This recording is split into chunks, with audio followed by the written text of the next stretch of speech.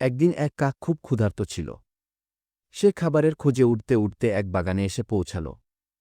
বাগানে অনেক পাকা পাকা ফল ছিল। কিন্তু কাক ছিল একটু অলস। সে ভাবল, এক ডাল থেকে অন্য ডালে উড়ে উড়ে খাবার খোঁজা বেশ কষ্টের কাজ। বরং আমি এখানে একটা ছায়াযুক্ত গাছের নিচে বসে থাকি। কেউ না কেউ কিছু খাবার ফেলে গেলে আমি খেয়ে নিব।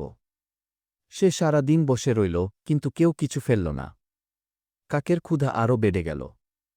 হঠাৎ সে দেখল, এক চঞ্চল চড়ুই পাখি গাছে গাছে উড়ে উড়ে ছোট ছোট ফল খাচ্ছে। চড়ুই কাককে জিজ্ঞাসা করল, তুমি এত ক্ষুধার্ত, তবু খাবার খাও না কেন?